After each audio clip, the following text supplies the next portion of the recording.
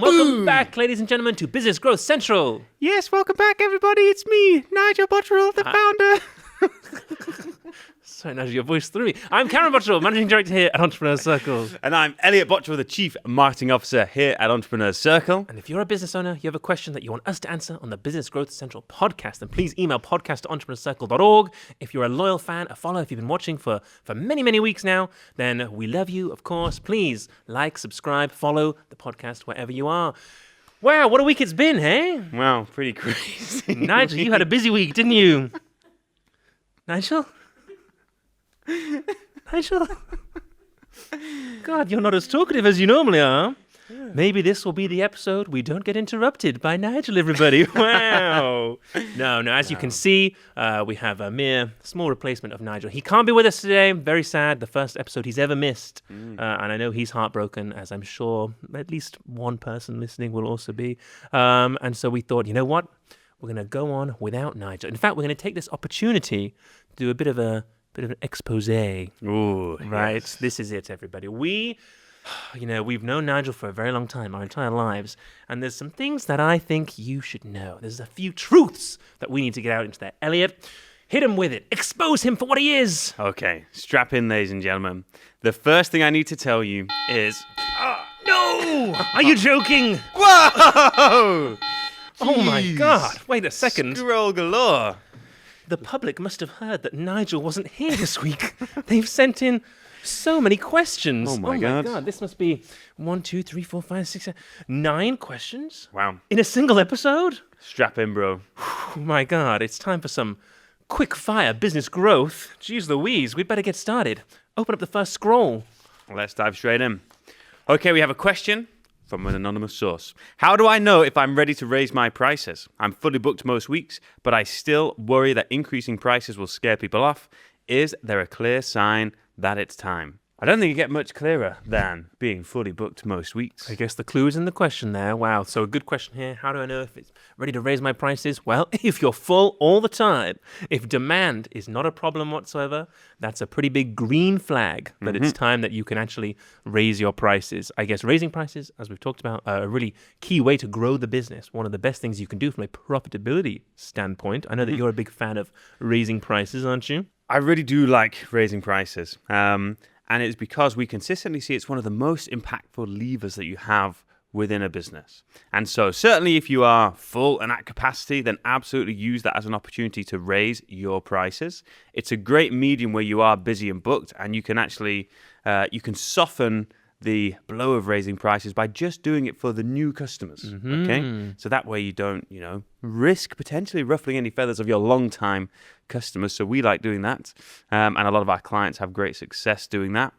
You can use it as an opportunity to do a price rise kind of campaign where you say, look, guys, prices are going up in 4 weeks' time on this particular day, and you set the deadline, and therefore you give everyone a friendly heads up and an opportunity to still get access to your services if they book now for the old price, and then, mentally prepares everyone for when it goes up. But what we just consistently see across pretty much almost every business is that when we increase prices, we almost always see a beautiful uplift in the overall profit that business makes. And that can be for a multitude of reasons. One, because the profitability just goes up. But two, in some cases, the actual volume of sales goes up as well. Because sometimes, especially if you are underpricing, you are actually missing out on sales because the perceived value of your thing is low. And when you increase your prices, the perceived value of your thing increases, and that makes some of the right people, especially more affluent, bigger spenders, more likely to buy your thing. So do it. Raise those prices. No, it is true. I think raising prices is almost always has a net positive impact across the entire business. You attract better people. You have more scope to do more stuff for them, to help them more, to provide a better service. They're happier, you're happier, everyone is happier. And if you are fully booked out for weeks, that's a good indication. I would say, as a general rule, even if you're 80% at capacity, like pretty rock solid, then I think that's a good indicator that you can raise your prices. And again, that doesn't mean you have to double your prices. You can start to nudge them up. I'm a big fan of, little price steps, 10% this Small month, 10% increments. that month, bop, get there going, and you'll have a great time. So, final word, if you've got a sales team, so for example, our software company, Genie AI, we noticed that the sales guys were closing at almost too high of a rate. Okay, they were just closing so many people. The rate was just so high. And normally we look at a close rate from someone who books an appointment to closing and becoming a customer. Somewhere around 30% is kind of what you would deem good. And our guys were closing like way higher than this, like 60+%. And so whilst on the surface that's awesome, doing a great job, it signals to us that actually we're priced way too low. And so that can be a good signal as well if your conversion rate from your sales team is too high. That normally means you've got scope to increase the price, close rate will come down, but all the economics in the business are now better, most cases, and you will get more profit and all of that with it as well. That is so true. If your close rate, if your conversion rate from inquiry to sale is more than 50%, that is also a great indication that you should probably raise your prices. You're clearly too cheap. Goodness gracious. Hopefully that was useful. My goodness, we'd better start getting through all these scrolls, hadn't we? Another question, Elliott, coming in hot. Oh, this is perfect for you. How much should I actually be spending on marketing? I've heard everything from 5% to 20% of revenue. Is there a rule of thumb for small businesses? That is a very good question. And so the definitive answer is you should spend whatever you're willing to spend to acquire a customer multiplied by how many customers you want that month is the baseline formula for that.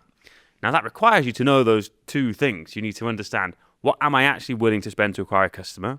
And this is what most people get wrong. And so the way that I look at this and how I guide my private clients as well is we go, okay, what's the average order value when someone pays you in a single transaction on average, because there is always an average. And then are they buying once or are they buying twice, or many times? Is it a subscription, one-off, etc.? How many times are they going to pay that amount over the course of a reasonable lifetime? And so you multiply the two together and you get your average lifetime value, so the total amount of revenue that customer should deliver you.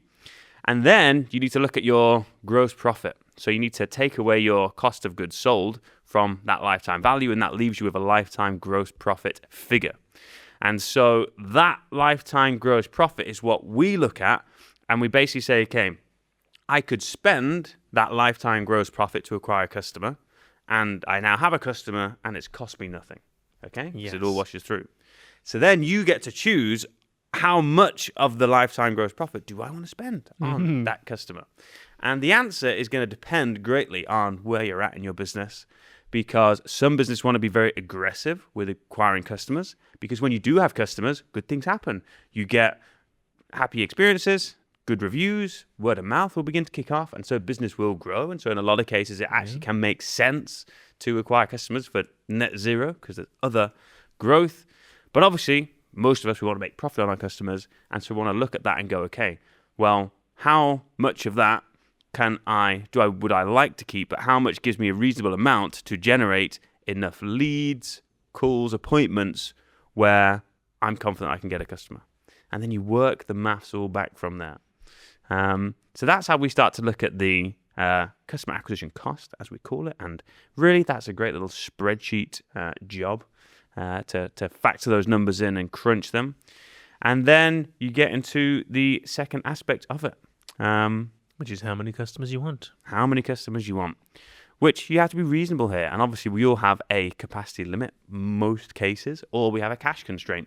And so you have to look at both and be like, how many customers could we reasonably take on and still deliver a great job? But also, what's in the bank? How much cash can we afford to spend on this?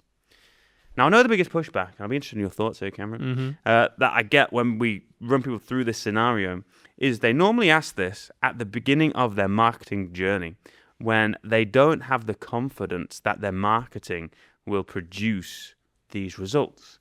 Because if it was as simple as spending your customer acquisition cost times your amount of customers, then, that sounds pretty straightforward. Yep. But the thing that holds people back is their fear, okay? Or their fear of spending money and that not actually working and then them being out of pocket. So I'm interested. What do you say to those people? Well, I think that you've got to change your outlook on this whole setup. And the very wording of this question is indicative of coming at this from slightly the wrong place, because, a rule of spending 5 or 20% of your revenue on marketing, just as an overarching figure, is a very accountant way of looking at this. And actually, like you've said, that the way to do this is to work out how much you can spend to acquire a customer, bam, and then commit and invest that in your marketing there. And I think that, as you said, this all becomes much easier when you can add to that math sum that we've just worked out there, actually, I've been running ads for 3 months now, and so I know that my current cost to get a customer works out at £200, and my lifetime gross profit is £1,000. So that's all hunky-dory. Let's keep going. I want 100 customers, so I'm going to spend 100 times £200. Bosh, off we go. When you don't have that data, we've got to start somewhere. And I think that I would come at this from the philosophy, the overarching rule of business, which is that whoever can spend the most to get a customer is going to win. And so if you have tremendously high profit margins, if you can afford to spend more than other people in your industry to get a customer, then that means you're going to be able to commit more to the spend, whether that is through online ads and meta stuff, or whether it is, more old school direct mail, things like that, taking an exhibition stand at a big expo where your target customers are, all that good stuff. But if you can commit to that spend and start to actually get the data in, then you'll be able to backtrack and work out actually what the stats are. My advice to anyone who's just starting out, who doesn't have any insight at all into their marketing costs, is just to start.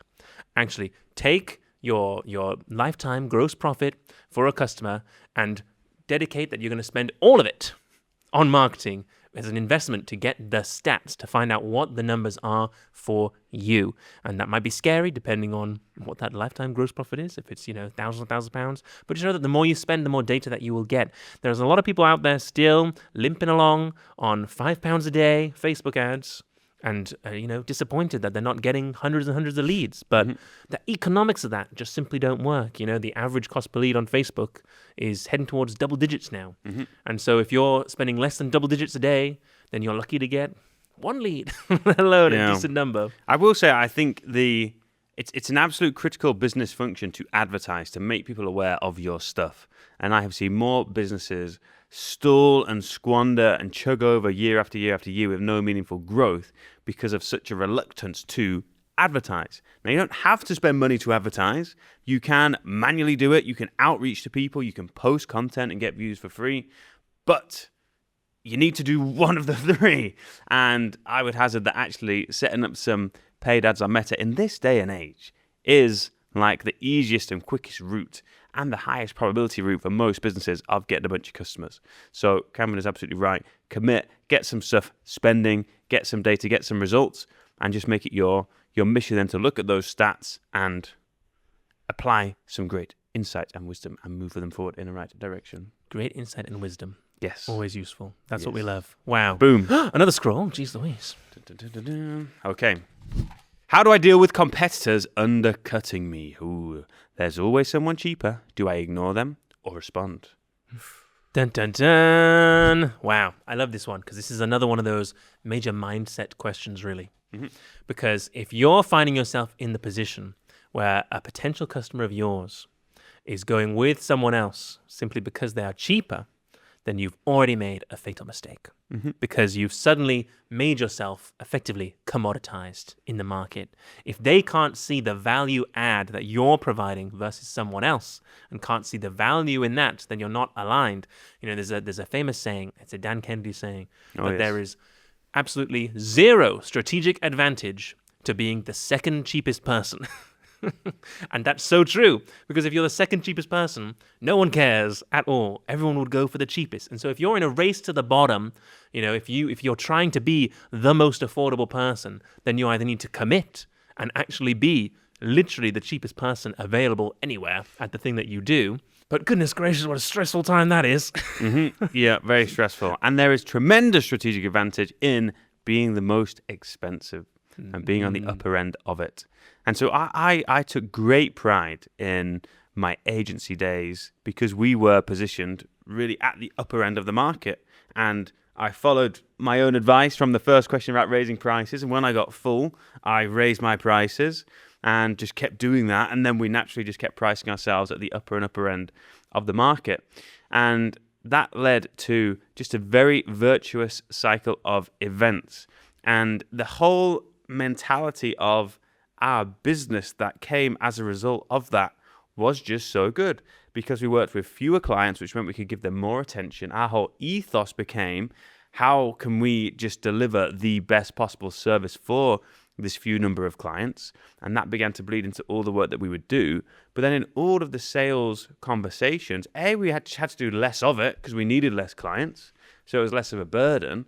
But then when we were having those conversations, I always felt in a very good position, because they would always be weighing up the cheaper options. And like everyone has always had generally bad experiences with the cheaper options.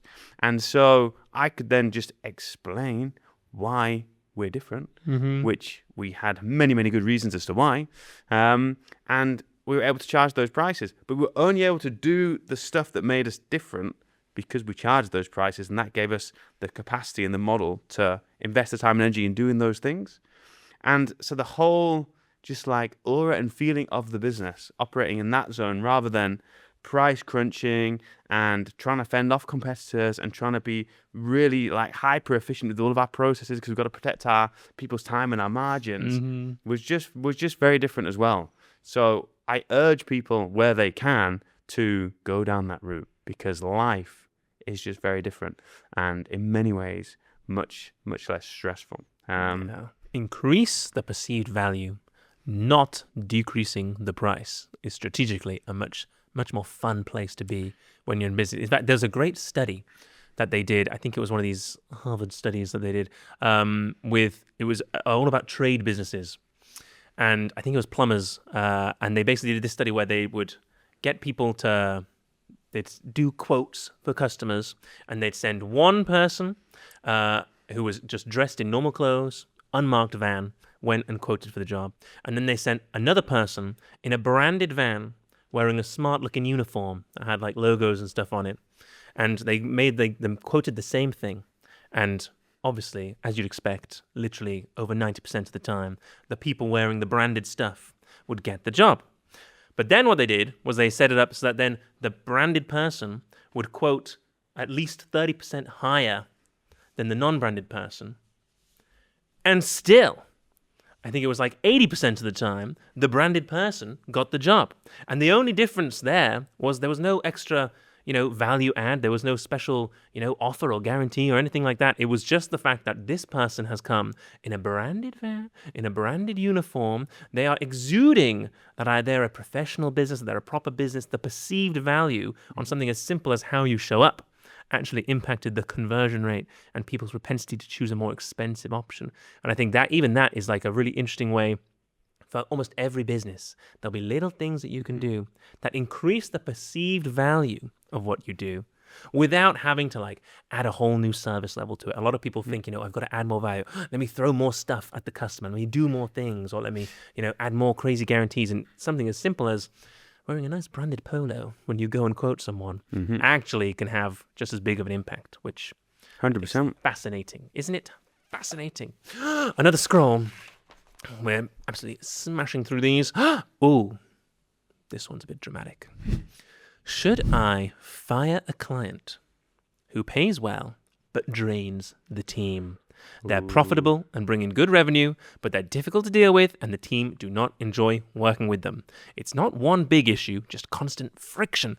Do I prioritize the income or the impact that it's having on morale? Now, in your agency days, did you ever have a difficult client like this?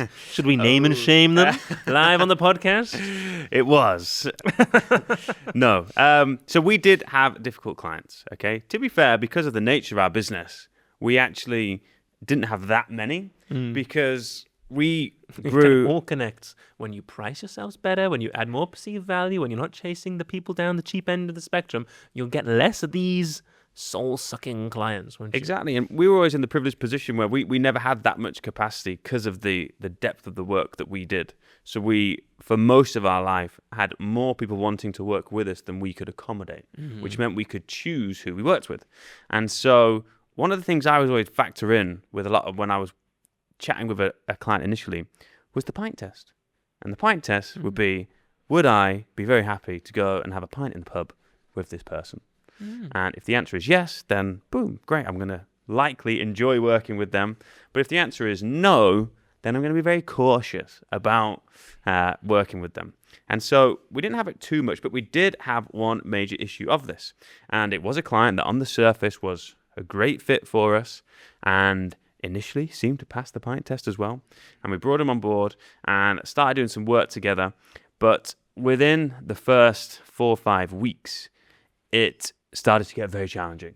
And this guy, clearly, to be fair, was under immense pressure from his higher-ups at his company, was just being very rude, calling us, emailing us, these very aggressive messages, demanding things, querying things, not in like a regular, normal client way, in just like a very aggressive, rude, obnoxious way. And we gave him a bit of benefit of the doubt for the first few weeks, being like, guys, it's okay. He's under some pressure. We understand. People have bad days. But then it persisted. And it really started to have an impact on my team. And they began to really, dread dealing with this guy. To the point where one day he did just send just what was just such a rude email. Just genuinely so rude and out of order. And so I made the decision then that absolutely we need to end this relationship. And so I'll never forget it. I got on a little Zoom call with him and said, look, sorry, we need to chat. It's become abundantly clear to me that we clearly have a bit of mismatch in our values. So I appreciate the work we've done together so far, but we're now going to work to offboard you ASAP and find you another partner. And he was just like, okay. And he's the type of guy that, with most difficult clients, they can be very, very, very loud and gobby via email. Warrior, yeah. But then you actually get them on a call or face-to-face and it all kind of dissipates. But the deal was done. And so, yes, we lost the client. We lost a little bit of revenue. But the impact on the team and the uplift it had was very significant. And it is quite important. And it's not fun. It's one of those jobs where you don't look forward to those conversations. It is a bit of a shame, especially when they're paying a big chunk.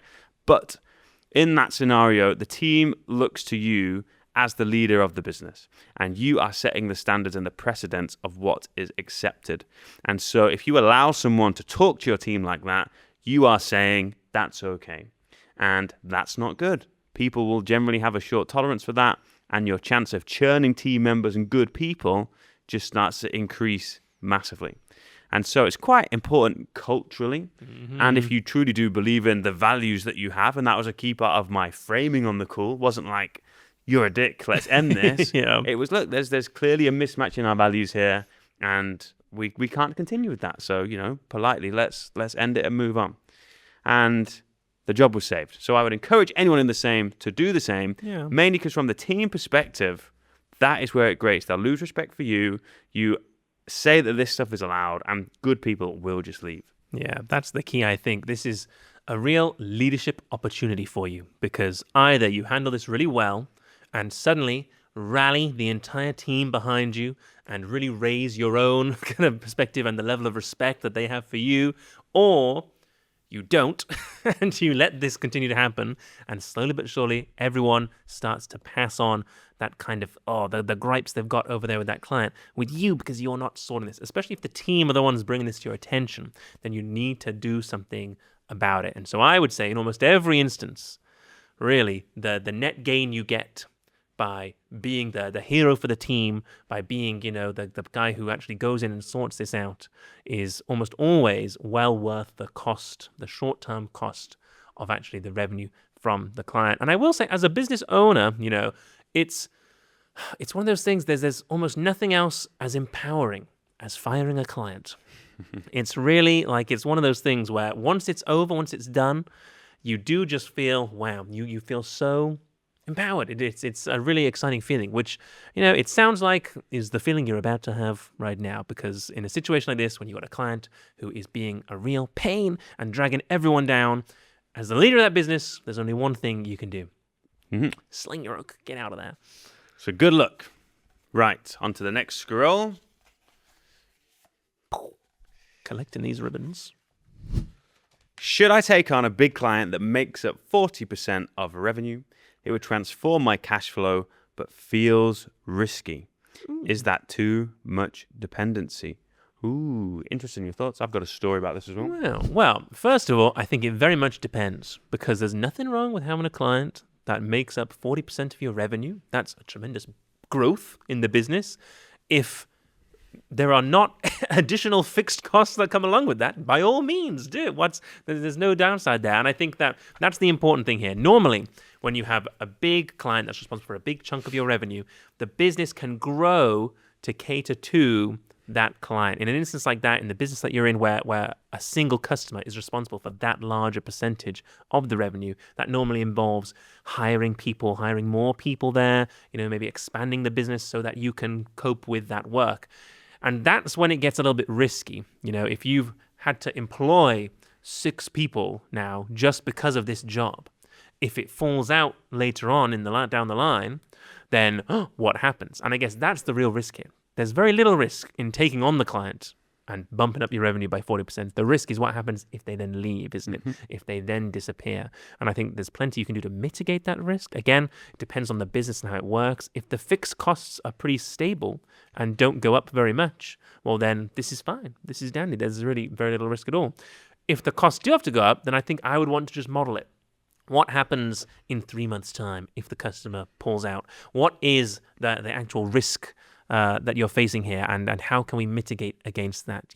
For example, if this job's going to take 6 months to pay out, and I do have to hire new people, maybe I have a 6-month probation period on the people to make sure I get the right people, and also if things don't work out, then there's an easy way to exit them. You can just do a bit of risk mitigation. As Richard Branson would say, you got to protect the downside. And that's the key with a big thing like this. I guess lots of different clients. Did you ever get to that higher percentage, big spenders? So, no, because we had, but I have a good story on this. So our pricing model was always very simple. It was not bespoke. You fell into one of 3 categories. We had a low range, a high range, and a mid range, if you will. And so most of our clients were on the mid or high range. It was always, sad when the high range ones did leave, although it was very, very infrequent. But because of that, we had protection. So whilst we only had, at our peak, maybe like 22 clients at once, it was never too much of a stressor if one did leave. A, because we had confidence we could get more in, but B, because they never took up really more than 5 or 10% of our revenues. But early on in my agency days, a big opportunity came my way. And so about 2 years into starting my own agency, we'd moved down to London. I'd got our first little office, which was very exciting, had my first few team members. And I got approached from my old agency where I used to work. And they had some challenges, let's say, and they needed some support managing a lot of their accounts. And so they reached out to me to see if me and my agency could effectively help them manage 3 or 4 of their very big clients, who again are like world-leading mega big businesses. Wow. And I was like, oh my God, this is amazing. This is awesome. This could be huge. And so we had some back and forth, had a few calls with them, and we started ironing out a kind of proposal. And I was really tempted by this because it would be like a triple the business like scenario, all from this one kind of deal. And I was quite eager to do it, but I remember a conversation with my mentor. This little guy at the time. And I was weighing up the 2 paths. And the conversation went a little bit like, okay, you have this opportunity here that comes with this big payday. Also comes with a bit of risk if it doesn't work out. But to seize that opportunity is going to require quite a big shift from the model I was building. Because yes, we could do this work and fulfill for these clients and help out, but it actually is very different work to what we were doing and the new agency model I was building. And so, yes, there was big money, but it would come with this like quite big shift. And because that was so significant, that becomes quite controlling then, because now the largest part of the business is this other thing. And so we came to the conclusion that actually, whilst this is extremely tempting, right now, we're bought into the model. We're making great progress here. We've got the plan. We can see where that's going to go. We're going to turn down the big payday because we have the faith in our new model that we're building. And then there's a reason that we're doing it. And so, again, I'll never forget it. Had the call with them and told them that, unfortunately, at this time, I wasn't going to be able to help. Breaking their hearts. I remember, yeah, they were shocked. They couldn't believe it. They weren't that shocked. It was not too bad.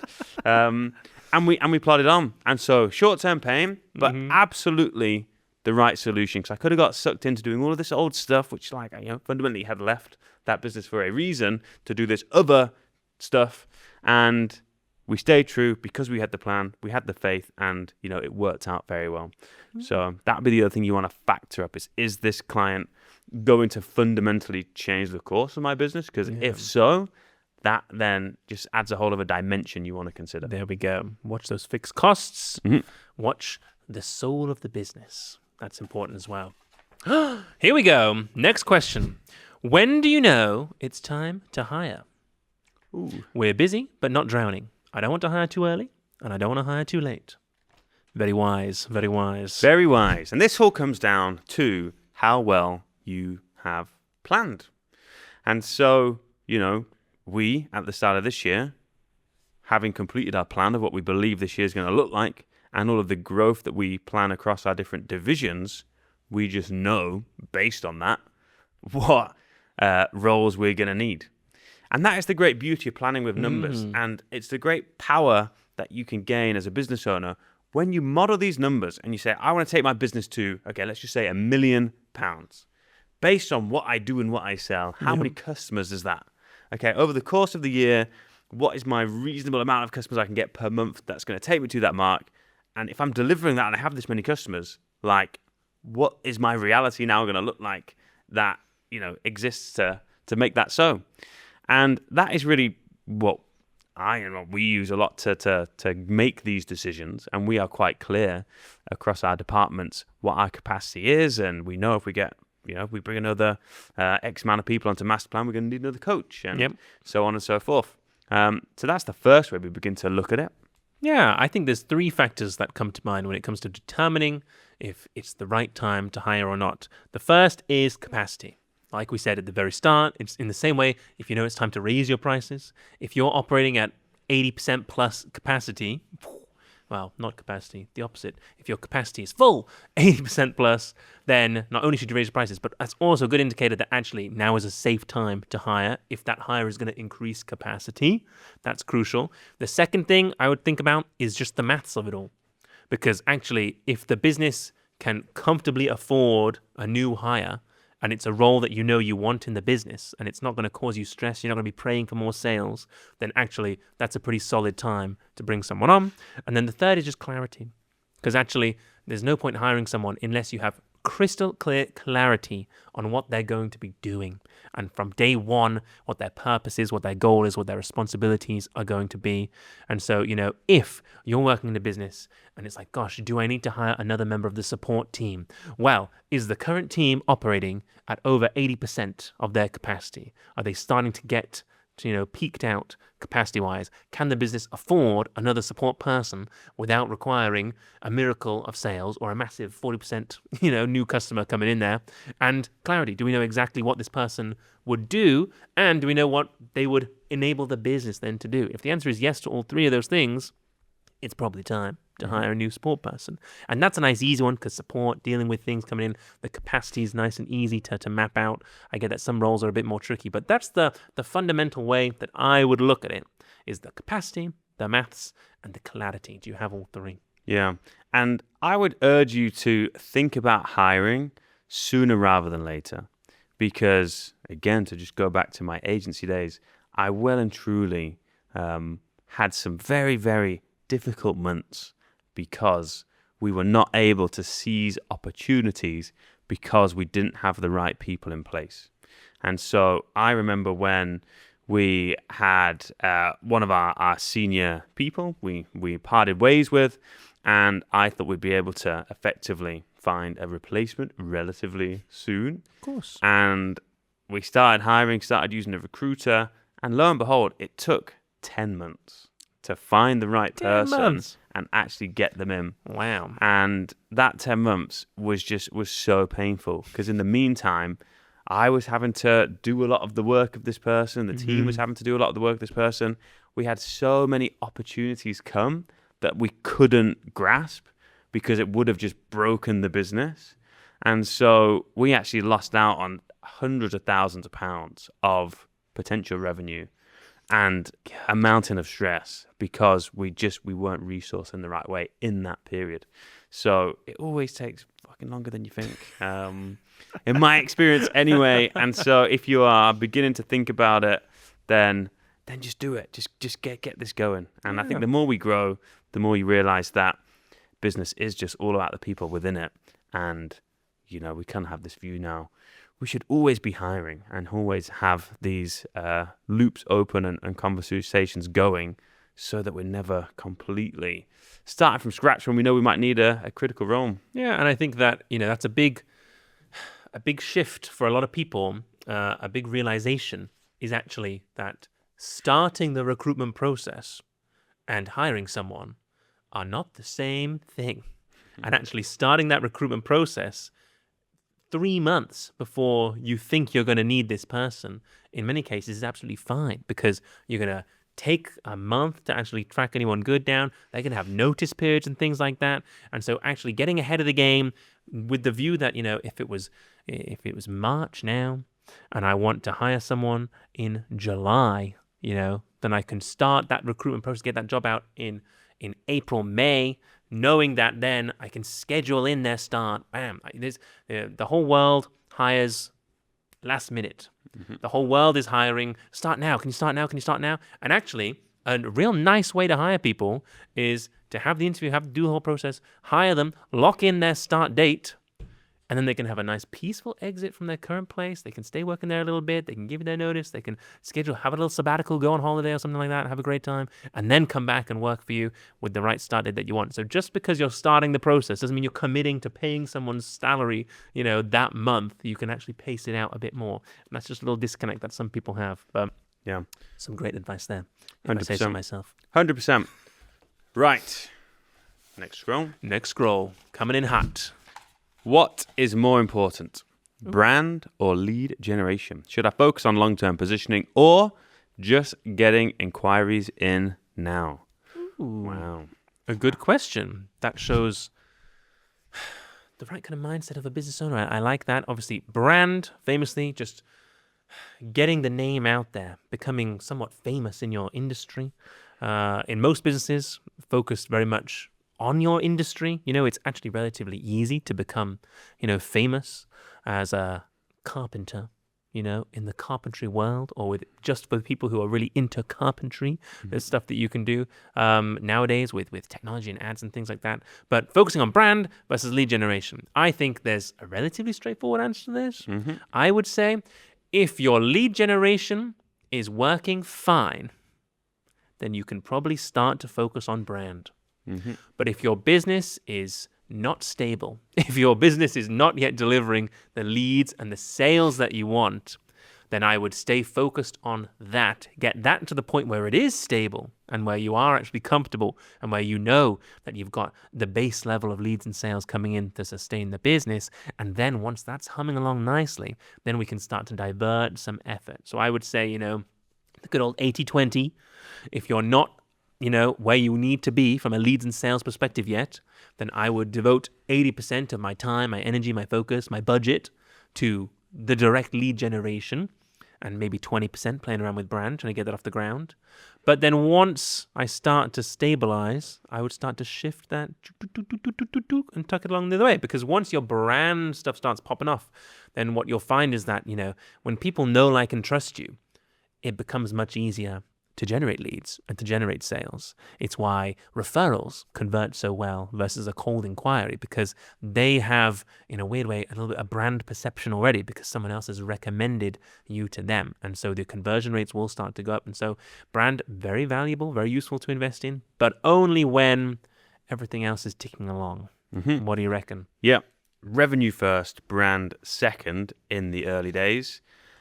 But I was famously very anti-brand. Maybe not famously, but I used to be very anti-brand. It was the talk of the town. Who is this guy? Anti-brand. Because I was a performance marketing agency. And so my whole life was about spending money and getting the maximum amount of return from it.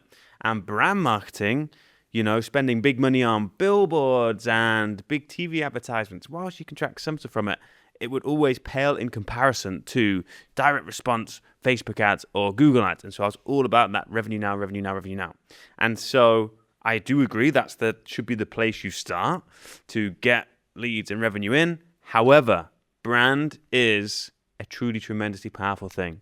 And brand is like pouring gasoline on the fire when it comes to any kind of lead generation or marketing that you are doing. Petrol. Because as you grow the brand, your conversion rates will just increase because all the people entering it will have seen you, and exactly as you said, they're going to be way more likely to convert. Not only that, lead generation traditional marketing sources, especially paid ads, are linear in their growth. So if you want more customers, you have to spend more. The annoying thing with paid ads and stuff is that the more you spend, generally, the more expensive it becomes to acquire customers. And that's just the nature of the market dynamics at play. They become wasteful, don't they? They do, but also there's only so many people in a given market at any point that are ready to buy a thing right now. And so when you start spending at high levels, and I'm talking 50, 60, 100 grand plus per month on marketing, your customer acquisition cost does start to go up because there's just, in most markets, less people there. Brand, however, is exponential in its nature because especially if we're building our brand by posting content on platforms, doing amazing podcasts like this one right here, then it gets shared and people talk about it, and one person can tell two, and two people can tell four, and so on and so forth. So you have this rapid exponential growth. The challenge with their brand building stuff on its own, it takes a really long time to do that. Absolutely. It takes a long commitment to putting out lots of free good stuff to build these positive associations between your business and what the customer wants before it starts to reach the kind of critical mass where all of a sudden they're converting. So brand is the long-term big play, but you need to get lead generation revenue into the business first. So I 100% agree with that. Yeah, very much so. And the nice thing is that here we're starting to see, finally the fruits are starting to fall from the tree that is this podcast even. And so we're getting a steady stream now of people joining Entrepreneurs Circle. If one of you guys is there, you saw us on the podcast and you joined Entrepreneurs Circle, hello, so nice to see you. But that's a really, really wonderful thing when it starts to pay off. But it does take a long time to work its way through. And so if you're looking for quick cash, brand is not the place to go. 100%. Absolutely right. And I think we can be honest with the people here because we, at Entrepreneur Circle, always amazing at marketing. And so we were able to grow our business to very fruitful levels because we just crushed marketing. We know how to do it.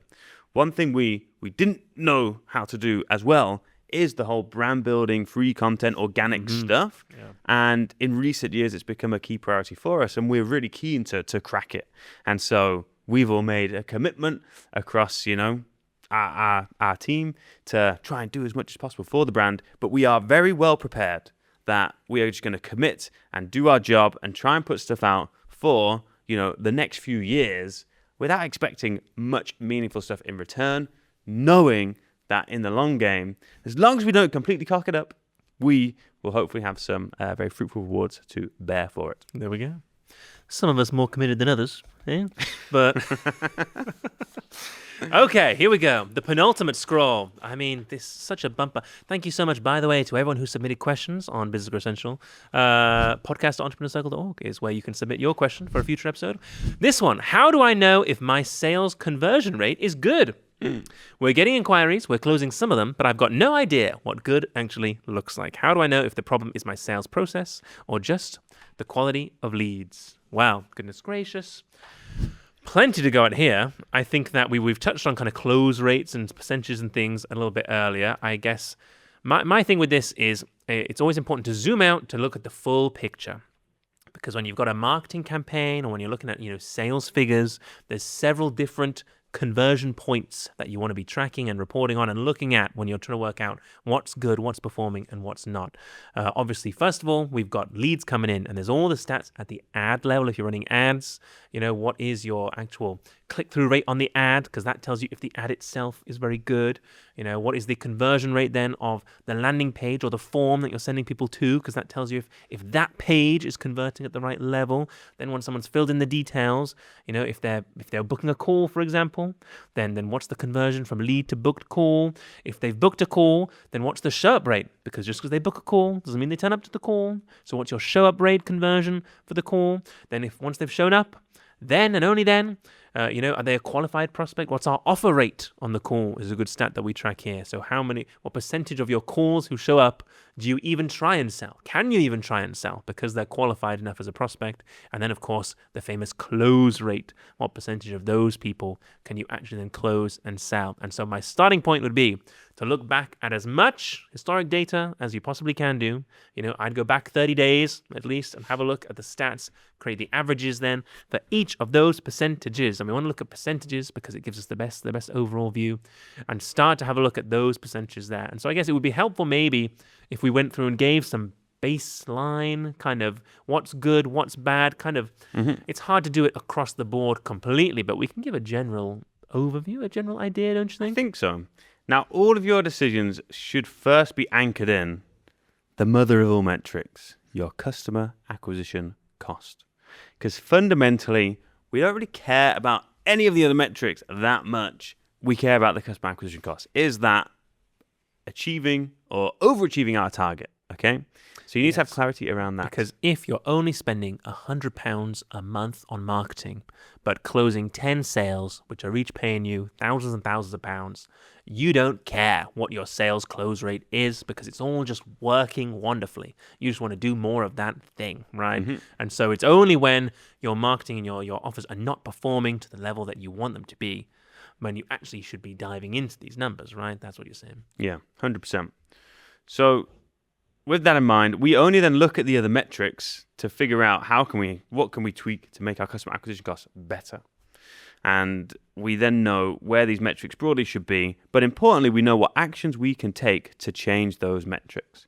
Because all these metrics are meaningless, and you should never look at metrics unless that metric can lead to a change in behavior, or you can take an action to actually influence it. Otherwise, it is kind of meaningless. So here is, shall I quickfire some metrics? Let's quickfire some metrics. Let's start at the top. So if you're running ads, what's a good click-through rate on your ad? How do you know if your ad is performing well or not? Okay, good click-through rate typically is going to be somewhere between 1 and 2% is what we look for. So one or two out of every 100 people seeing the ad actually click. Now, if you're running video ads, a great metric I love, we call it the thumb stop rate.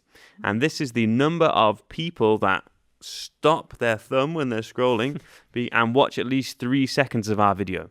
And so the thumb stop rate tells you how good your hook is in that ad. And we aim for over a 33% thumb stop rate is a benchmark. 40% is great. Below that means your hook sucks, and therefore you want to work on that. Yeah. So if your campaign is not working, if you're not happy with your sales, and your ad click-through rate is less than 1%, then it's worth investing some time to try and make some better ads. If your ad click-through rate is higher than 2%, then it's probably something else that's the problem. 2% would be really solid. Absolutely. Nice. Then you've got your landing page. So then we want to look at the landing page conversion rate. How many people that are landing on this page are actually taking the next desired step? Now, if that desired step is like a free lead magnet, we want that to be as close to 30% as possible. You can really get quite a lot of people. I've seen pages get 50% conversion rate when it's a free lead magnet. If people are booking a call, it's going to be drastically lower. We want to see 5% of people booking a call. If people are buying a product, it's going to be even lower normally. It's going to be around 2.5%, 3%. Average, 4%, 5% if you have absolutely crushed it. So that is how many people have viewed the page and then done the next step. So you will have variance in that depending on what sort of business you are. Then we have, let's go to calls, okay? Because a lot of people, they book calls, they need to chat with people. And it's one thing getting calls booked in. It's a whole other thing getting people to show up to the calls. Yes. And so our benchmark here is 65%. We want to be above 65%.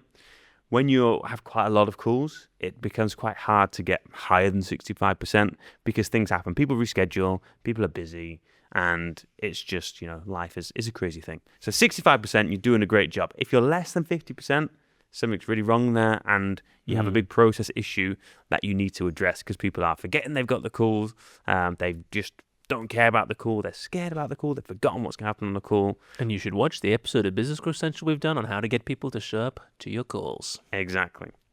The next thing we track, once we have a call and the call is, live, as we say, we're on the call, we track the offer rate. So the offer rate is, well, out of all the people we speak to on these calls, how many do we actually offer to buy the thing? Now, you might be thinking, well, sure, do you offer everyone? Everyone. No, you don't. You only want to offer the right people. We have a big moral thing in our business that we only want to sell to the right people. Call and us I would crazy. encourage you to do the same. And so on our calls, we find out about the prospect and we make sure that our thing is genuinely the right thing. And if it is not, then we point them in a different direction. And so we track the offer rate. We aim for an 80% offer rate, which means 8 out of 10 calls we do make the offer. And that is a signal to us of our lead quality. Because if our offer rate is below that, we're getting too many people on the calls that are wrong, and therefore I need to go and look at my ads and at my landing pages to figure out why the wrong people are getting through. So that is the offer rate there. And then we obviously have the close rate. The big one. The one that most people, the only one they look at. Amen to that. So 30% would be your pretty average standard close rate, which is pretty good. So for every appointment that's getting booked in, 30% of them are turning into sales. Your stellar sales reps will be around 40%, which is awesome. And if it's 50%, you're too cheap. Up your prices, like we talked about earlier. Exactly that. Anything higher than 50%, there is scope for you to charge more because you're probably undervalued.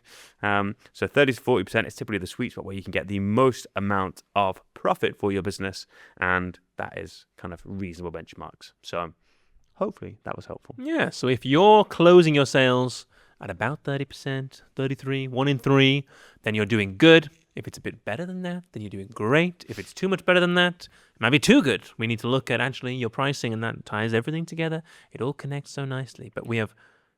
Oh, you were going to say something else? Oh, no, only final thing on that is businesses that are still in the stage where you are generating warm traffic from referrals, your stats are all going to be inflated and they're all going to be so much higher than that. And so there's someone out there who's done one sales call off one ad and closed it, feeling pretty smug with themselves at their 100% close rate. Well, yes, at a small scale, when you're only doing low numbers and the percentages can be swayed massively by a single result shifting there, then your obviously percentages are going to be different. Like Elliott just said, gosh, I'm doing a Nigel, I'm interrupting. Oh, God, it's contagious. But if you're getting referrals and warm traffic coming in, then obviously your results are going to be better as well, aren't they? And so I'm just really leaning into the whole Nigel way of doing it, just completely reiterating the point you just made. So I feel like I've contributed to the conversation. No, it's there like he's really here with us. Soon he'll be back and he'll be taking the mantle away from us. Yeah, but I flag that because it's a key stage in a lot of businesses' life when you break out of this referral warm customer thing and realize you have to invest in other types of advertising to grow predictably. And it can be a bit of a shock when people start doing marketing and the stats they get are so much lower than what they're used to. And so this is me just mentally preparing you for what those stats should look like in a real business and giving you the heads up so when you do start advertising, it's not too much of a shock for you. Yes, the transfer from word of mouth referrals to direct marketing. Oh, gosh. A very exciting stage. Here we go. Right, the final scroll. Here we go. Big finish. Why isn't my business growing, even though leads are coming in? We're getting inquiries consistently, but revenue hasn't really moved. How do I work out where growth is getting stuck? This ties very nicely to the last question that we just answered, because my starting point would be, well, let's map out the entire prospect journey. From their first discovery, whether that is ads or whether it's just people visiting your website, whether it's, people inquiring, if that's the first thing you do, if you're doing no marketing whatsoever. But let's map out the entire journey from first touch point to sale, bam, and get those percentages up. And let's see where the drop-off is. Because let me tell you, it is almost impossible. It's such a rarity to find a business where every single stage in this conversion cycle is broken. Almost always, there's one spot where actually, that's the problem there. That's the issue. And so if you're getting lots of leads and inquiries, then one of two things is going to be happening. Either your conversion steps down the line, what you're doing with those leads and inquiries, is not performing very well, or the leads and inquiries you're getting are rubbish and they're the wrong people, or they're just not right for you and your business, and they think you're offering something completely different, and I'm sure you'll have plenty of examples of this when people get flooded with leads for completely the wrong thing. We ran ads one time, and we were using pictures of the office, and we had a lovely picture of Chef in his catering kitchen, and we were getting loads of inquiries from people who thought we were a catering provider and wanted Chef to cook for them. And like, no, that's completely not what's going on here. So you've got to tweak the messaging, have a look at what's going on, and make things clear. But it's going to be one of those two things, wouldn't you say? 100%. So fundamentally, if you can't answer that question, you've got a data constraint. You need to first give yourself visibility on what is going on. And again, with the private clients I work with, this is something we drill in. We have to have a scorecard. So every single week, we know from a marketing perspective, how much we've spent and the whole journey that we've just outlined. What is green and what is red? Because if we have got a ton of leads and literally no sales, then we have a constraint to do with the conversion of the leads, okay? And we can tackle that then. We can investigate, are they the wrong people? Are we just not following them up properly? Or what is the gap in the process? And we can begin to address it. But this is why, as a business owner, you must be diligent and you must go through the effort of having the right visibility on the numbers in your business, because all business becomes is simply a game of understanding what's happening and then focusing your attention to solve that problem. And the only way you can do that properly is with numbers and a scorecard. And I encourage you to do that first. But then again, when it comes to leads, I will just say, a lot of people do the hard yards and run some marketing and get some leads in. And then people are responding and they don't flip and reply. I've seen this week and oh my God, there's people that sent out this reactivation campaign, getting dozens of people being like, yes, I'm still interested. And like 2 weeks have gone by and just no sales have been made because they just haven't been replying. So for the love of God, okay, you go through all the effort of building out a complex marketing system and doing all that kind of stuff, but then people fail at the basics sometimes. And I'm often reminded as our business has grown, to scale a business, it's less about doing advanced and complex things. It's more about doing the basic stuff really, really well. And we use our scorecards. We have so many scorecards, and we use them every single week to prioritize our attention. And then we get to work fixing the little things. There we go. Boom. Wise words, wisdom once more from the mouth of Elliott Bottrell. Thank you. Tremendous stuff. Well, goodness gracious. I mean, we went through a whole lot of questions there. A quick fire business growth round, mopping up all the questions that were clearly too difficult for Nigel to answer. But in his absence, we thought we'd take on the challenge. If you've enjoyed this episode, please do like, subscribe, follow the podcast wherever you can. Leave a comment below. Let us know if you prefer this setup without Nigel. That would really hurt his feelings. Don't do that. Don't worry. He'll be back for the future episodes of Business Growth Central, I am sure. Elliott, closing words from you. I've been Elliott. You've been amazing. See you later. Goodbye.